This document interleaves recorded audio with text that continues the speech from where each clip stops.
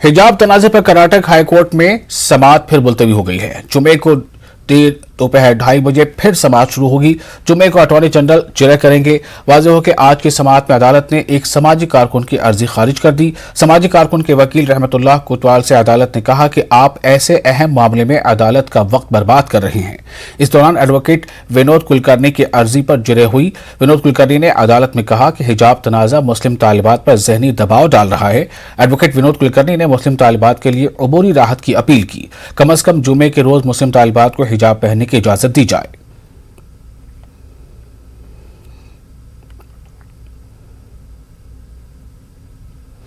भोपाल रुकने पार्लियामेंट साध्वी प्रज्ञा ने हिजाब को लेकर मुतनाज़ा बयान दिया है। साध्वी प्रज्ञा का कहना है कि मुस्लिम औरतों को अपने घरों में ही खतरा है, जहां पर रिश्ते का कोई एहतराम नहीं होता बल्कि कोई किसी से भी शादी कर लेता है, जबकि हिंदू समाज में औरतों का तकद्दुस है और औरतों की पूजा होती है। साध्वी प्रज्ञा का कहना है कि मुस्लिम औरतों को हिजाब पहनना है तो वो अपने मदरसों में पहने, स्कूल और कॉलेजों में इसे बर्दाश्त नहीं किया जा सकता है। वहीं साध्वी के बयान पर मुस्लिम तंजीमों ने अपने सख्त रद्द-ए-अमल का इजहार करते हुए इन्हें हिंदू धर्म ग्रंथ ऋग्वेद पढ़ने का मशवरा दिया है।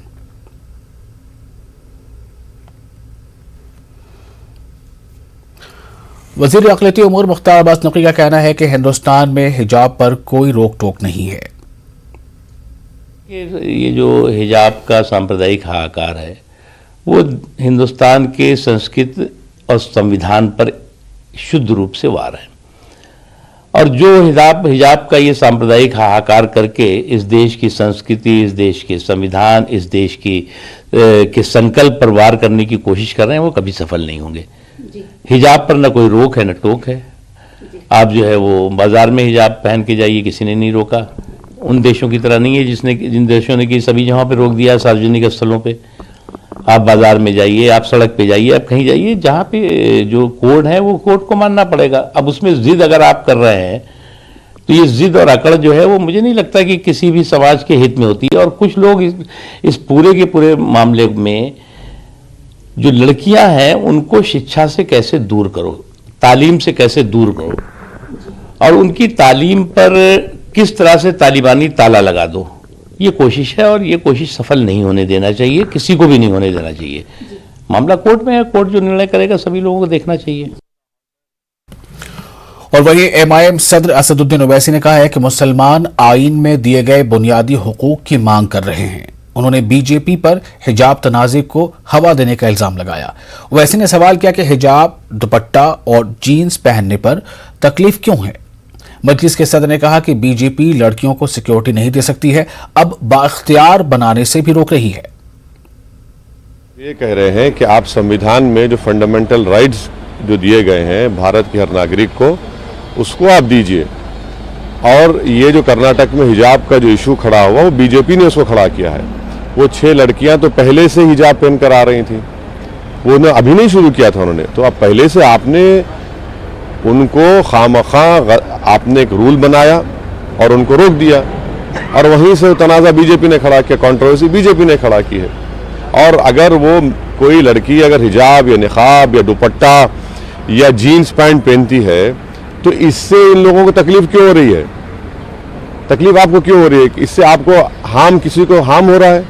भाई सर पर अगर कोई पहन रहा है तो इस पर हार्म तो नहीं होना चाहिए ना। और वो कहाँ जा रही हैं? वो एक ऐसी जगह जा रहे हैं जहाँ पर शिक्षा हासिल करने के लिए जा रही हैं, ताकतवर बनने के लिए जा रही हैं, तो आप उनको रोक रहे हैं। तो इससे नरेंद्र मोदी देश के प्रधानमंत्री का स्टेटमेंट एक खोखला साबित होता है, जब वो कह रहे हैं कि उत्तर प्रदेश में हमको मुस्लिम महिलाओं ने वोट दिया। अरे भाई, हिमाचल में आपकी सरकार है, वहाँ पर आपने कानून बना दिया। मध्य प्रदेश में आपकी बीजेपी की सरकार है, वहाँ पर कानून बना दिया। कर्नाटक में आपकी सरकार है, तो आप मुस्लिम महिलाओं को उनकी सुरक्षा छोड़िए, उनको तो आप एम्पावर भी करना नहीं चाह रहे, उनको तालीम के जेवर से आरास्ता नहीं देखना चाह रहे हैं। तो ये असल बीजेपी का चेहरा है जो देश देख रहा है। यूपी के मुजफ्फरनगर में जबरदस्त सड़क हादसा पेश आया है। 2 स्कूली बसों में तसादुम हुआ। हादसे में इलाज के दौरान 2 बच्चे हलाक हो गए। दोनों को मेरठ अस्पताल में लाया गया था। जख्मों की ताब न लाकर माही और समीर ने दम तोड़ दिया। हादसे में मुतअद्दिद स्कूली बच्चे जख्मी हुए हैं। बताया जा रहा है कि यह हादसा कोहरे की वजह से पेश आया। शहर कोतवाली इलाके के बढ़ाना मोड़ पर यह हादसा पेश आया।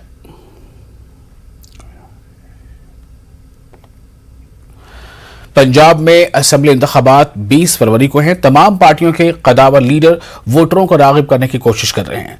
पंजाब के अबूहर में हुई रैली में वज़ीर आज़म नरेंद्र मोदी ने कांग्रेस को तनकीद का निशाना बनाया। उन्होंने कहा कि किसानों को कांग्रेस ने हमेशा धोखा दिया। इम्कानात से भरे पंजाब को सनतकार छोड़कर जा रहे हैं।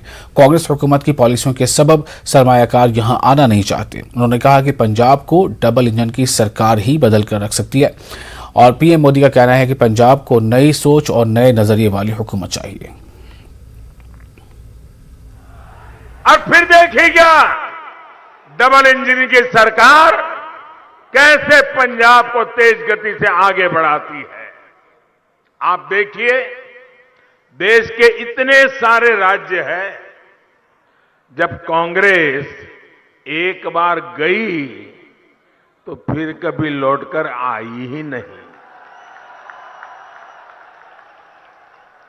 और जहां भाजपा को आशीर्वाद मिल गया वहां तो कांग्रेस जड़ मूल से साफ हो गई।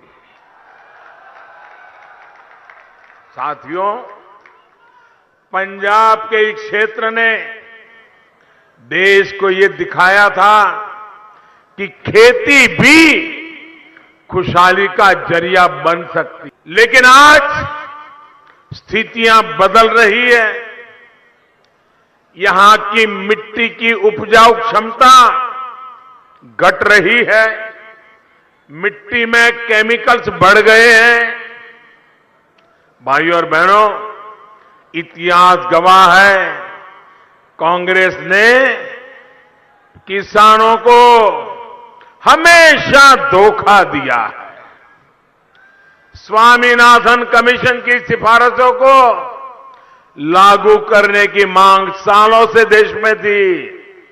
ये फाइल पर बैठ गए थे, लेकिन कांग्रेस सरकारें झूठ पर झूठी बोलती रही। केंद्र में हमारी सरकार बनी तो हमने उन सिफारिशों को लागू करने का काम करके दिखाया। भाइयों बहनों, ये हमारा किसानों के प्रति हमारी भारतीय जनता पार्टी का लगाव है। साबिक वज़ीर आज़म मनमोहन सिंह ने मोदी हुकूमत पर निशाना साधा है। मनमोहन सिंह ने कहा कि मोदी हुकूमत हर महाज पर नाकाम रही है। हुकूमत को इक्तिसादी पॉलिसी की समझ नहीं है। अमीर और अमीर जबकि गरीब और गरीब हो रहा है, यानी जो अमीर था वो गरीब हो रहा है और गरीब हो रहा है। हुकूमत की खारजा पॉलिसी भी नाकाम है। उन्होंने इस ताल्लुक से चीन का हवाला दिया। मनमोहन सिंह ने मजीद कहा कि महंगाई और बेरोजगारी से अवाम परेशान है। मनमोहन सिंह का कहना है कि पीएम के सिक्योरिटी के मुद्दे पर पंजाब के वजीर आला और पंजाब के अवाम को बदनाम करने की भी कोशिश की गई।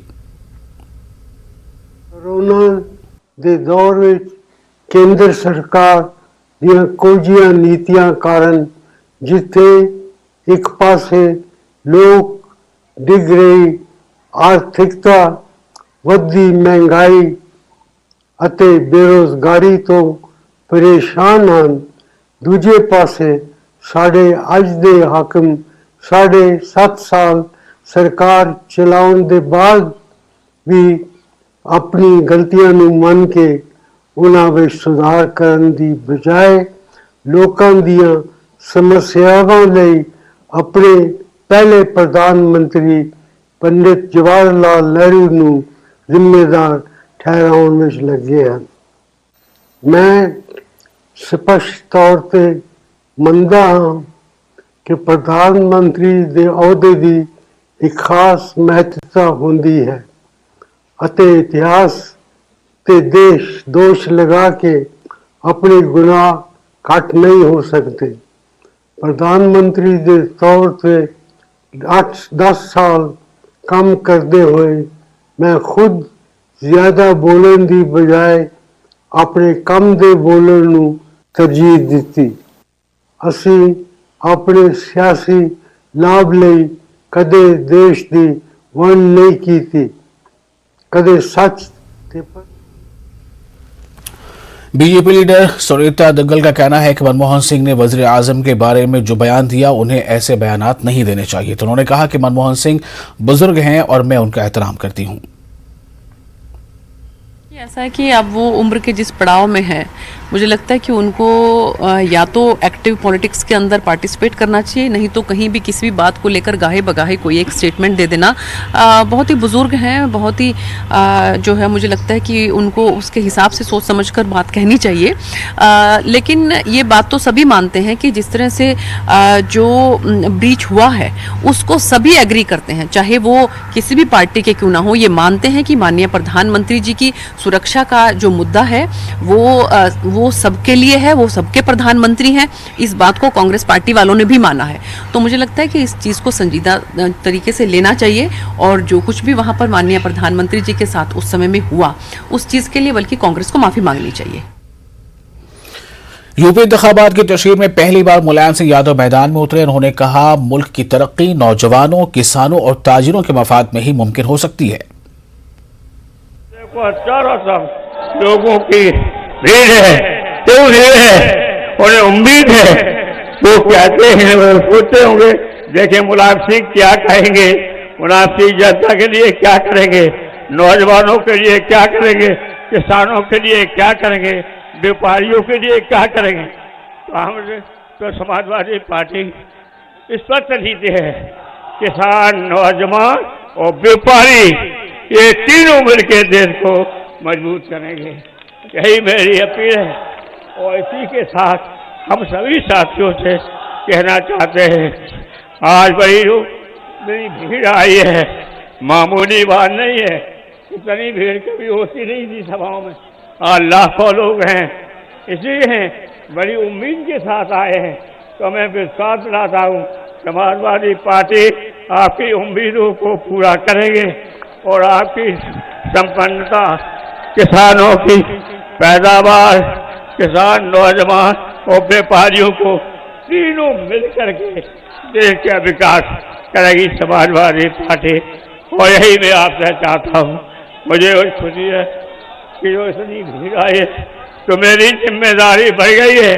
इतनी भीड़ बड़ी उम्मीद के साथ आई, तो आपकी जो उम्मीद है, जो आपकी इच्छा है, जो समस्या है, समस्या को समाधान के और आपकी उम्मीदों को समाजवादी पूरा करेंगे। और मैं विश्वास दिलाता हूँ कि मैं सभी मीटिंग बुलाएंगे पार्टी के लोगों की और कहेंगे कि घोर में इतनी बड़ी विशाल सभा, लाखों लोग आए, उम्मीद के साथ आए समाजवादी पार्टी में। तो मुलायम सिंह यादव ने पहली बार चुनावी तशहीर में हिस्सा लिया और वो वहां मौजूद लोगों के जमे गफीर को देखकर काफी खुश हो रहे थे। उनका कहना है कि नौजवानों, किसानों और व्यापारियों यानी ताजिरों को मिलकर कुछ करना होगा, ये उनका अपना अंदाज था। आगे बढ़ते हैं। कानपुर में तीसरे मरहले की पोलिंग 20 फरवरी को होने वाली है। तमाम बड़े लीडर कानपुर के दौरे पर हैं। समाजवादी पार्टी के कौमी सदर अखिलेश यादव कानपुर के छावनी और आर नगर असेंबली हलके में जलसा और रोड शो करेंगे, जिसके लिए तैयारियां शुरू कर दी गई हैं। राष्ट्रीय अध्यक्ष जी का कार्यक्रम है, 11:30 बजे मीरपुर से शुरू करेंगे वो, और कानपुर की 3 विधानसभाओं को कवर करेंगे, जिसमें कैंट विधानसभा के कुछ मोहल्ले कवर करेंगे, फैसलगंज वगैरह, फिर खपरा मोहल वगैरह, और उसके बाद वो आर नगर और शीशमों के करेंगे। उसके बाद जहाँ जहाँ वो आएंगे, चूँकि उनका अपना कार्यक्रम है, उसमें उनका रथ आएगा।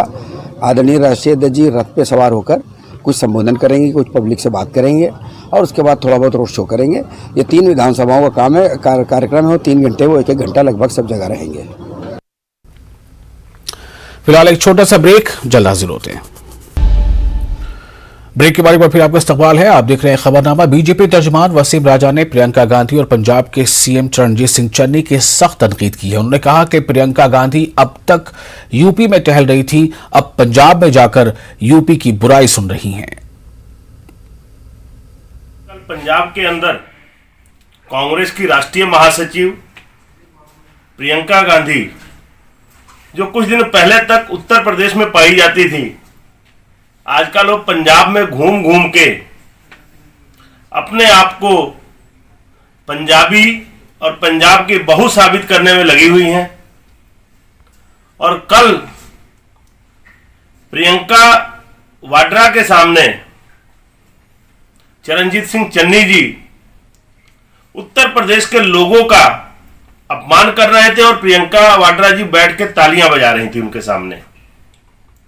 प्रियंका वाड्रा जी, आज मैं आपसे एक सवाल पूछना चाहता हूं कि आज आप पूरे पंजाब में अपने आप को पंजाबी साबित करने पे लगी हुई हैं, पंजाब की बहू बनने को साबित कर रही हैं कि मैं पंजाब की बहू हूं। आप अपने ससुराल का जिला और किस मोहल्ले में आपका ससुराल है, कम से कम इस बात का ज्ञान है भी आपको कि नहीं, जरा ये भी बता दें। अगर आपको पता है कि पंजाब में आपका ससुराल है तो ससुराल किस बस्ती में है ये भी जानकारी होगी आपको, जरा उसको भी आप बताने का कष्ट करें। लुधियाना में पंजाब में कांग्रेस लीडर प्रियंका गांधी ने कहा कि सीएम चरणजीत चन्नी ने सिर्फ इतना कहा था कि पंजाब को पंजाबियों के जरिए चलाया जाना चाहिए। उनके बयान की गलत तशरीह की गई है। मुझे नहीं लगता कि यूपी से कोई भी पंजाब में आकर हुकूमत करने में दिलचस्पी रखता है। कुछ भी घुमा के इस तरह से इनके साथ पूरी मीडिया है, आप लोग सब इनका समर्थन करते हैं। नहीं करते, नहीं आप करते हैं, सच्चाई आप जानते हैं, ठीक है। तो ये क्या करते हैं कि किसी भी चीज़ को लेके उसको घुमा के पब्लिक के सामने इस तरह से प्रेजेंट करेंगे कि भाई बहुत बड़ा अपमान हो गया। चन्नी जी क्या कह रहे थे, एक संदर्भ में बात कर रहे थे। वो बेसिकली ये कह रहे थे कि पंजाब की सरकार पंजाबियों से चलनी चाहिए। उन्होंने जिस तरह से बोला उसको थोड़ा घुमाया गया और ऐसे लगा कि वो कुछ और कह रहे हैं, लेकिन सच्चाई ये है कि वो सिर्फ ये कह रहे थे कि पंजाब की सरकार पंजाबी चलाएंगे। मुझे तो नहीं लगता कि कोई यूपी से आकर यहाँ पे राज करना चाहता है, कोई इंटरेस्टेड भी है। यूपी में भी नहीं चाहते कि पंजाब से कोई आके राज करे, ठीक है। अब जहाँ तक ये बात हुई कि मेरे खिलाफ माहौल बन रहा है, मेरे खिलाफ माहौल तो इनको बनाना ही पड़ेगा। कानपुर में छावनी असेंबली में आज ऑल इंडिया मजलिस इत्तेहादुल मुस्लिमीन के उम्मीदवार मोइनुद्दीन की हिमायत में अवामी जलसा मुनक्किद होना था, लेकिन जिला इंतजामिया ने इजाजत नहीं दी। इस पर एमआईएम के लोगों का इल्जाम है कि तमाम पार्टी लीडरों को इजाजत दी जा रही है, लेकिन साजिश के तहत ओवैसी की रैली को इजाजत नहीं दी गई।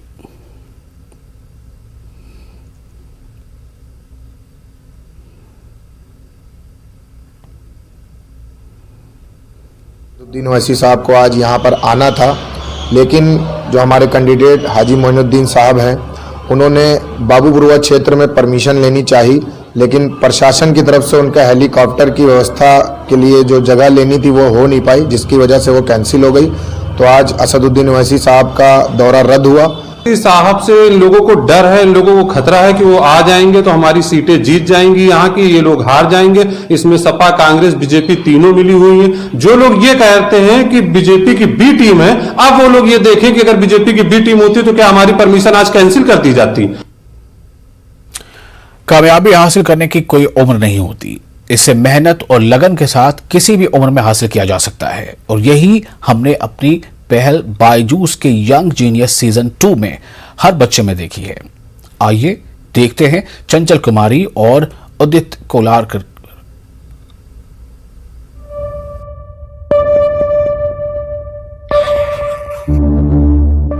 मैं हूँ चंचला कुमारी, हथवार, रांची, झारखंड से। मुझे लगता है मैंने रेसलिंग को नहीं चुना, रेसलिंग ने मुझे चुना है, और अब रेसलिंग ही मेरा जुनून है।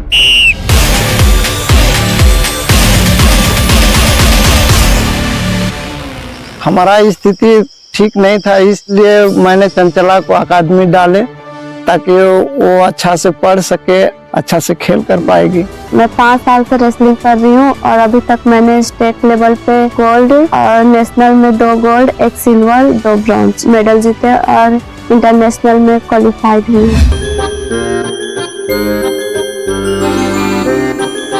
I think life is full of colors. I fill mine with my favorite one. My name is Advait Kolarkar and I am an abstract artist. Abstract art is something where you can paint with anything. अद्वैत को लगता है कि abstract art कोई भी कर सकता है, लेकिन उसको ये नहीं पता है कि वो जिस तरीके से वो टेक्सचर्स, कलर्स, डिफरेंट कंपोजिशन बनाता है, उसके जैसा कंपोजिशन कोई और बच्चा इस उम्र में बना सकता है। There is no right and wrong in abstract art, and most important part is that everyone sees it differently. What I see as a galaxy, you might see it as an ocean. अद्वैत बस 2 साल का ही था जब उसका पहला painting का exhibition हुआ। उसकी पेंटिंग की एग्जीबिशंस इंटरनेशनल लेवल पे हुई है।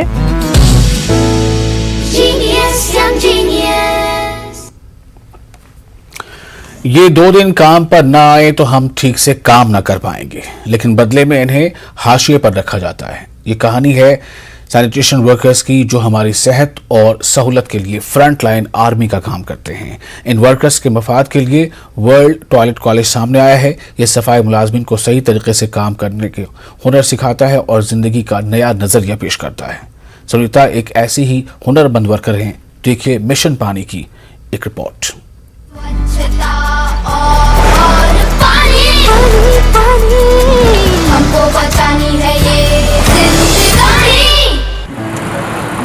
मेरा नाम सुनीता बसोरस दामने है। मैं वाशीनाका के माड़ा कॉलोनी में रहती हूँ। मेरे हस्बैंड 10 साल पहले ही मुझे छोड़ के जा चुके। अभी वो फ़िलहाल है या नहीं उसका भी पता नहीं। मैं मेरे 2 बच्चों के साथ यहाँ पे गुजारिश कर रही हूँ। एक्चुअली वर्ल्ड कॉलेज का मैं तो बहुत बहुत धन्यवाद करती हूँ। उनके वजह से आज मैं बहुत अच्छे जगह पे जॉब करती हूँ। काम तो काम होता है, जो कचरा करने वाले हैं उससे ज़्यादा कचरा निकालने वाले को महत्व दिया जाता है। तो साफ़ सफाई तो ज़रूरी है और वही मैंने वहाँ पे प्रशिक्षण लिया था।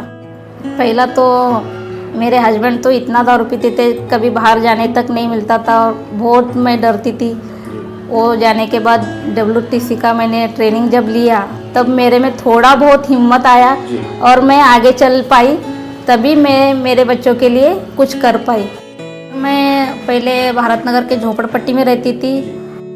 वहाँ पे दिन भर बच्चों को छोड़ के काम पे जाना और दिन भर वहाँ का माहौल इतना गंदा था। आजू बाजू वाले दारू पी के आते थे, रात को भी इतना परेशान करते थे कि कोई कभी पत्थर डाल देता था, कभी कोई दरवाज़ा ठोक देता था। ऐसा एक डर था। तो अभी 6 महीने बाद मैंने अच्छा भाड़े से ही रहती हूँ लेकिन थोड़ा बिल्डिंग में आई हूँ, तो यहाँ पे सेफ्टी लगता है मुझे भी और मेरे बच्चों के लिए भी। वर्ल्ड कॉलेज को धन्यवाद देती हूँ बार बार। ट्रेनिंग नहीं होता तो पता नहीं अभी मैं यहाँ तक पहुँच पाती या नहीं।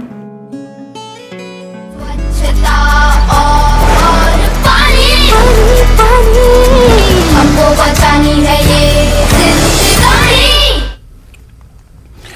तेलंगाना के वज़ीर आला चंद्रशेखर राव की सालगिरह मुल्क के मुख्तलिफ मकामात पर मनाई जा रही है। ओडिशा के पुरी में समंदर के साहिल पर मारूफ आर्टिस्ट सुदर्शन ने रेत का मुजस्मा तैयार किया है और KCR को सालगिरह की मुबारकबाद पेश की। उन्होंने नेक ख्वाहिशात का इजहार किया। उन्होंने फाइटर एडमिनिस्ट्रेटर और द विजनरी को सालगिरह की मुबारकबाद दी। सिद्दीपेट के वंगा राजेश्वर रेड्डी के साथ मिलकर मुजस्मा तैयार किया गया।